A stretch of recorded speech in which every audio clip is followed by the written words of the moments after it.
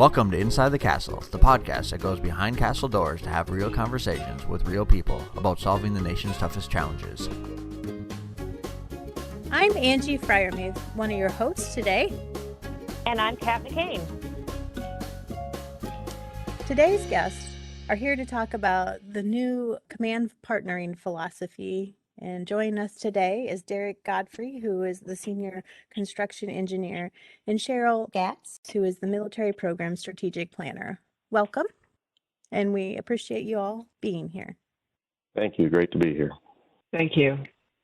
Before we get into the conversation, we always like to talk to our guests and get to know them a bit more. So can you tell us a little bit about yourself and your involvement with this partnering effort? Sheryl, we'll start with you. Great. Well, thank you very much. So as you mentioned, my role at Headquarters in the Directorate of Military Programs is lead strategic planner. So basically, I get involved with anything and everything sort of strategy-wise.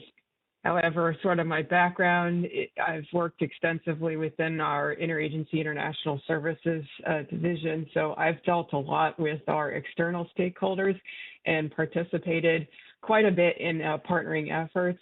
When I came to my current position, which I've worked a number of years, I've been sort of one of the lead elements within military programs to engage, especially with our industry partners, many industry associations and others, as well as our engineering and construction division, and reaching out to divisions and districts to really try to sort of advance our partnering efforts.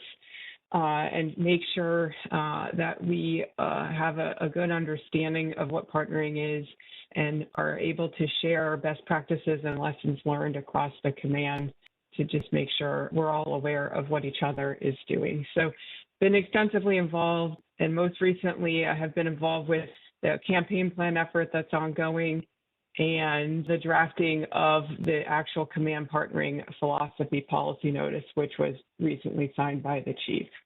And how about you, Darrick? Hi, Darrick Godfrey. Great to be here and have this opportunity to talk about partnering. I'm a senior construction engineer in the construction branch at Headquarters, where I spend most of my time supporting the field and our construction community out there to implement and find ways to help the enterprises be better at executing construction projects and looking for any opportunities we have to support that. My background, I've actually attended my first partnering workshop back in the 90s as a Navy Civil Engineer Corps officer, where I spent about 6 years, spent about 11 years in the private sector where I practiced partnering as a general contractor and consultant. And then about 10 and a half years as a resident engineer throughout the Seattle district, Europe district, and some contingency operations in Puerto Rico, and doing other things and implementing partnering in all those areas and projects and with all those teams. And then most recently in the last 6 months here with the Headquarters and working on right from day one, I've been working on this playbook with the team up here and taking the next step from the Command Partnering Philosophy that Sheryl talked about and getting that into more of a guide and a tactical level document in the playbook that can be used and give our teams, guidance and set them up to be able to implement partnering successfully, provide some tools and some background and just be a good document for them to go forward and be better, learn more about partnering and be better at implementing it. Yeah, thanks again for joining us. And for our listeners who may be unfamiliar with the partnering philosophy, can you just kind of share what does it actually mean? So Sheryl, what is a partner philosophy? Sure. Okay, so we kind of have to back up a little bit, I think, to just sort of talk about how all this came to be. And it really gets back to fundamentally what the 55th Chief of Engineers is focused on in terms of, he has 4 command priority areas. Partnerships is one of them. There's people, readiness, and revolutionize are the other 3. And why that is important. Part of his campaign plan and really kind of his primary focus area, and it kind of gets back to the Army and sort of their strategy, is really defining what winning is. And obviously for the Army, winning is, defeating the enemy and making sure that we're ready and prepared to meet any challenge into the future. But for the Corps of Engineers, what is winning? And the 55th Chief of Engineers has defined that as finishing quality projects on time and within budget safely. So really, fundamental to that effort is our partnerships with our stakeholders. I mean, they are absolutely integral to our ability to effectively deliver quality projects on time and within budget safely. It's really kind of stems from that piece of it. And so as the chief sort of did his initial assessment, kind of traveling around and going out to districts and meeting folks, what he found was that there are pockets of excellence out there. There are great things happening, but those things were sort of not being shared consistently across the board. And we really weren't seeing sort of a consistent application or understanding of partnering and what partnering could do, the benefits of partnering, and how it was applied. So there really was kind of a divergence across the enterprise for partnering. So that sort of led to his focus within his campaign plan, line of effort 3, to focus on improving partnering and also strengthening relationships. And part of that effort, as we attempted to sort of flesh out, okay, what do we really need to do to get after that, was to address kind of 2 primary pieces. One, we really needed to establish sort of a universal definition of what partnering is. And that is sort of, give us the basis from which to kind of jump off, right? Because right now, there are a lot of differing perspectives out there. If you ask somebody what is partnering, every person that will give you an answer will give you something different. And so when we're trying to bring that level of consistency to the table, that's really one of the pieces of it. The second piece of it is really trying to bring together all of the guidance and best practices and lessons learned out there up under one umbrella, so we can make sure that we're really capturing everything that's going on out there, but then again, setting a standard in terms of how we want to operate, how we want to conduct ourselves, and what are the types of behaviors that we want to promote within the command. So really, the command partnering philosophy policy notice was really established to create that underlying enterprise framework that will be, again, sort of the jumping off point for the follow-on playbooks and everything else that we plan to do as part of this whole partnering effort, to really set us up for success in terms of defining what is partnering and establishing the expectations for this command in terms of how we believe partnering should be employed and the behaviors that we believe people should embody in order to be able to effectively conduct partnering. So that's really, in a nutshell, what the partnering philosophy does. And then it also attempts to reinforce this concept of a partnering mindset. And again, kind of establish those basic behaviors that are really part of that mindset that allow us to be effective in implementing partnering activities. So that's really the critical piece, is that we all get on the same page in terms of what is our expectation of partnering. As an outreach specialist for many years, I am a full supporter of a partnering philosophy. Being in the field, I did see that there was some disconnect on what people meant when they said partnering. So I am super excited that you all have been working on this effort. Some of our listeners may want to know more about what you mean by the 3 C's of successful partnering. So can you talk a little bit more about that, Sheryl? Yes, the 3 C's are really the primary elements that we believe comprise this concept of a partnering mindset. And so the 3 C's are commitment, communication, and collaboration. They are meant to be mutually supportive and sort of interdependent elements. So you can't have one and not do the other 2. It really requires all 3. and commitment being sort of that underlying fundamental element that's necessary then to move forward with communication and collaboration. So really everything starts with our commitment. Commitment to actively participate, commitment to embody the appropriate behaviors, commitment to work together towards a shared vision, and to be open and transparent and respectful in communication, and really emphasize the importance of establishing a collaborative environment where everyone is working together towards some shared end. So that's really kind of the fundamental piece of it. And then again, the communication and collaboration piece being the other two elements that really allow us to, get to sort of that mindset that where then we can go forward and really implement some of those partnering activities. So Darrick, you mentioned earlier that you're developing a playbook for construction. Can you tell us a little bit more about what's in the playbook? What should listeners see when it comes out? Sure. First of all, our primary mission sets in the core in executing construction is the design and construction, right, of our projects.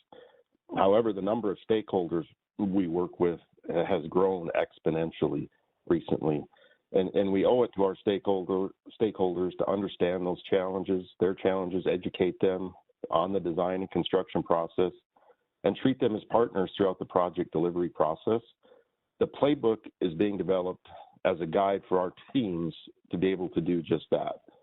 And one thing that's important to keep in mind as we put out the partnering playbook is partnering is not about cutting corners. Instead, is about working together to achieve project outcomes in accordance with the contract. So with that in mind, the playbook was put together with four main parts.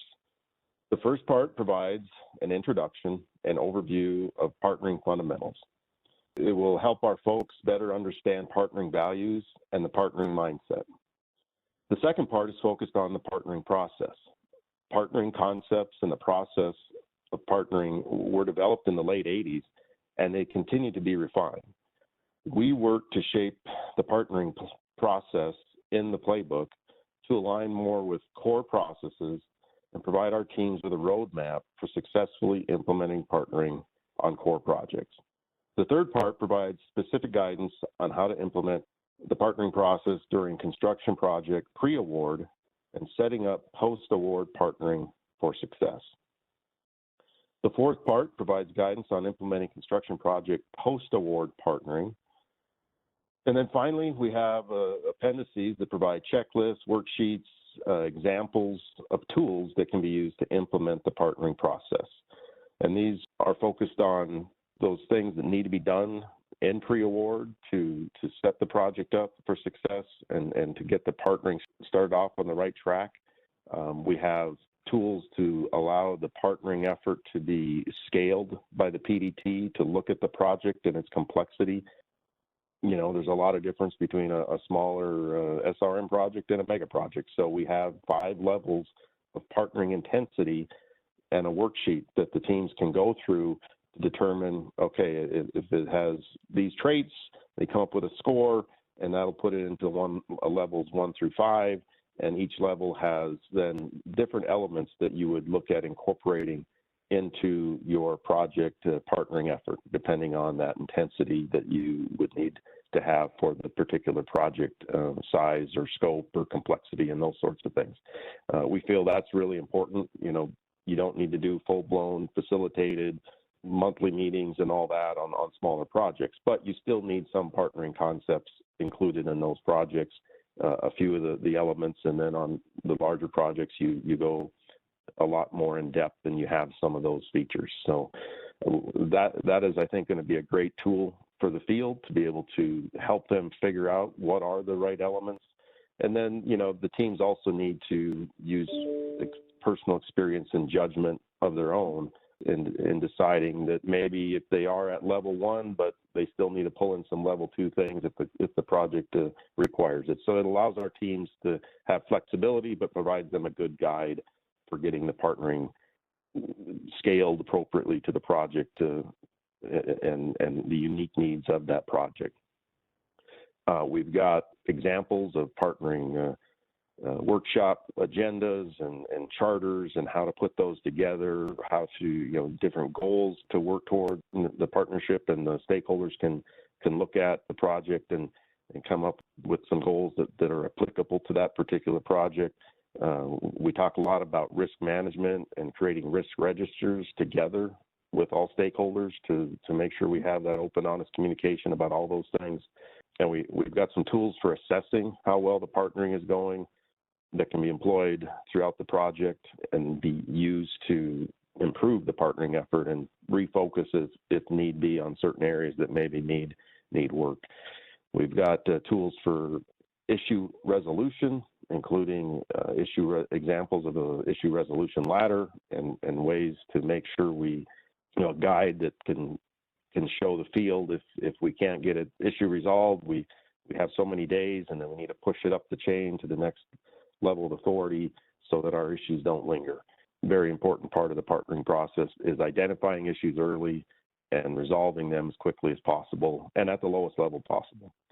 And then we do have some references. Like I said, the playbook was developed by the experience of the folks that worked on it, and through looking at the history of partnering from the very early inception back in the 80s. It was really developed and defined in the 90s, and then it's been continued to be, different entities have gone out and created partnering guidance. And we looked at all that, and we tried to craft a document that was applicable to the Corps of Engineers, and it is geared towards construction project execution over the life cycle of the project, from project inception through the turnover to the end user and the warranty period. So that's kind of an overview of the playbook. We're still working on it and continue to try to make it better. I know it's been a heavy lift for the team, but I think it's needed, and I can't wait until it's published and it's out there for everybody to use. When it is out there, what can employees do to support the partnering philosophy? Yeah, I'll take a crack at that. So what can folks do? What can folks do now, and what can folks do when the playbook is published? First and foremost, I believe it's to be a champion for partnering within their area, to show others, so to embody the partnering mindset, to apply partnering in an appropriate manner, and to really show others the benefits that partnering can bring. I think it's also to recognize a couple key things, and again, to kind of champion these thoughts and really promote it across the organization. It's really something that kind of Darrick talked about, was the fact that partnering is really something that should occur across the life cycle of any project or mission. And so it's not really just something that happens during the construction phase of a project, but something that we should be thinking about and applying that mindset regardless of what phase or the type of mission that we may be executing. I mean, partnering is just as applicable to our emergency response mission set, anything that we may be doing even in operations, to certain things that we may be executing within our military and programs mission set, even if it's sort of on the real estate side, right? They're the same mindset and the same set of behaviors are applicable, and it's really how we carry ourselves and how we interact or engage with others. So that's something I think that everybody can do, is make sure that when they're engaging others and interacting, they're always thinking about the 3 C's and sort of what their mindset is during that process.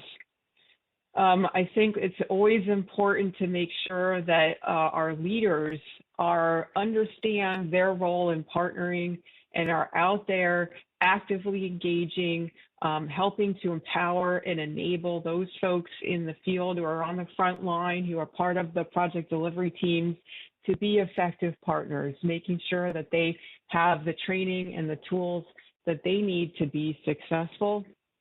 And then I think the other important piece is to understand the unique nature of every relationship that we have. So really, this is not meant to be a playbook or a partnering philosophy memo that just sits on somebody's desk. If we really want this to be successful, then we need everybody to be actively engaged each and every time that we have a partnership, a new project, a mission set, and we really need to understand or take the time to kind of seek out and understand our stakeholders and really establish sort of some, kind of unique approach to make sure that we are getting the most benefit out of the partnering activities and those relationships that we can, because ultimately at the end of the day, having those enduring relationships is going to make our job so much easier, and it's going to allow us to, again, win and really be able to deliver on our commitments, to our stakeholders and also to the public. So I think those are some key things that I would strongly recommend or urge that folks can do now and as the playbook continues to roll out. I think, I think it's important to remember that we work in a technical industry when we work on construction projects, but at the end of the day, it's a people business. The complexity of the work we do requires us to be agile in how we partner with all parties. Government contracting is often seen as very rigid, but then again, no two projects are the same. So our people need to recognize that and be equipped with tools like partnering to quickly build cohesive and cooperative teams, I think, if they're going to be successful. When a construction project comes together, there's a lot of people that come together in a short period of time, and they all have to get on the same page to make it happen. So learning more about partnering by reading and understanding the Command Partnering Philosophy, using the playbook, like Sheryl said, it shouldn't just be a document that sits on the desk. It needs to be worn and tattered and used. And then our folks, I think, need to realize that there are other resources out there. There's other partnering guidance, and there's a lot of history and other resources that can be used and leveraged to just get smarter on partnering. And I think one of the most important things for our folks is, you have to be self-aware enough to know what you don't know, or know, what you need to focus on your own personal self to, what are the things that you need to do so that when you get up and you go to work every day, all of your actions, all of your interactions with others, including your own team and contractors, all starts with a partnering mindset. And that's really probably the biggest key. Is this isn't, partnering is a process, it is a mindset, but at the end of the day, it's just a way of thinking and operating and conducting yourself in all of your interactions with others in a manner that you work together, you solve problems together, you collaborate. You never approach anything from the standpoint of your own personal self-interest, but you actually, when it comes to the construction project, you put the project first. And to put the project first means you need to be part of the team and put the team first, and everyone needs to work together. Everyone needs to be respectful and reasonable. And I think if you have that mindset, you study the partnering mindset a little bit and start to think about it, it really can make you a very valuable member of the project team and a huge part of making the project a success. And then the last part is to be a partnering champion, right? And when you see folks out there that maybe don't employ the partnering mindset in meetings or their interactions with whoever, that you're proactive and you talk to them about that and you address that and you get the entire team functioning with that partnering mindset. So if you don't have the partnering mindset and some of those key, the 3 C's Sheryl mentioned, collaboration, communication, commitment, and all the elements that fall under those 3 categories, without that, you can go through the process of implementing the partnering process, but it's probably not going to be as successful. And that's why the playbook's laid out the way it is. Starts out to get you in that mindset, get you to the process, and how can we actually use this on our projects. And it takes all of those parts to be successful. So it's important our people learn as much as they can and really work every day to implement it. The other thing I think is, and Sheryl touched on leadership, it's important that our leaders and our organization at the higher levels, recognize that the field needs good tools, empowerment, and really it needs them focused on things that really matter to be successful at the tactical level. And I think the command partnering philosophy and the partnering playbook are a step in the right direction for our teams to have some really good tools and to leverage the benefits of partnering. And then, they're going to need those leaders to back them up and empower them and to support the partnering process as well. Thank you. Yeah, Darrick, I really liked how you said you want this playbook to be used, loved, ragged, all jagged, not just put on a shelf to collect dust. So once this is out to the field, what's going to be next? How are you going to make sure that it just doesn't go from just being on a shelf that no one looks at and actually does promote that culture, become that mindset for the Corps of Engineers? So what's going to be next after the playbook is out there for the agency to use? We're looking at that, and part of the rolling out of the playbook will include some training and webinars and ability for folks to ask questions and interact. We're looking for partnering champions. I mentioned that before. We need everyone to be a partnering champion, but to begin with, we are trying to find those folks that have experience and have a passion for making projects better and getting people to work well together. And so we've got a call out already to find some partnering champions, and we will use them to help get the word out and spread it across the organization. There's a lot of work to get this fully implemented and fully utilized, but we do have a plan and some tools that we intend to help roll it out and make it a success and make sure people have an opportunity to questions and be engaged on it. So Sheryl, is there anything you want to add? As Darrick mentioned, we're really excited to get this playbook out, and we're very excited about the rollout process that will accompany that. We have a lot of great things in store for that. Alongside of the construction playbook, sort of as we look further into the future, we'd really like to have this playbook serve as sort of a catalyst for other playbooks. And really how we've prepared this playbook, which again, we're hoping to get out in the spring of this year, is really one of a series of playbooks. And this gets to sort of the thought that really partnering applies to all mission lines.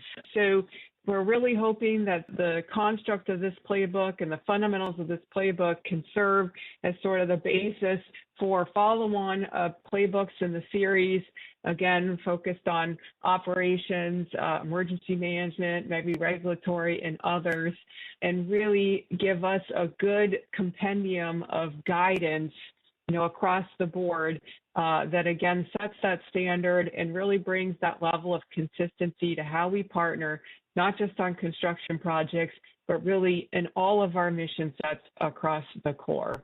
And then we'll be trying to sort of feed that guidance, what we published within the partnering playbooks, into sort of enduring documents, whether that be ERs or how we fold that into, say, the project delivery business process manual and other sort of doctrine and guidance, just to make sure that whatever we do here is really endures over time, and we can really maintain that great enthusiasm and focus on partnering that the Corps of Engineers is known for. We were out in front and a leader in partnering, in adopting partnering back in the early 90s, and we'd like to maintain that level of leadership within industry and within the federal government in terms of, our interactions and sort of being on the forefront of partnering. So we're really excited and looking forward to everything that is to come. Well, thank you, Darrick and Sheryl, for joining us today for this edition of Inside the Castle. We appreciate you and your insights. To our listeners, we want to hear from you. What topics are important to you and people you are interested in hearing from? Until next time, be safe, be innovative, and be revolutionary. Thanks for joining us for this Inside the Castle podcast. To provide your feedback, email us at cw.infrastructure.team@usace.army.mil. Stay tuned for additional Inside the Castle podcasts as we explore life inside the Corps and revolutionize civil works together.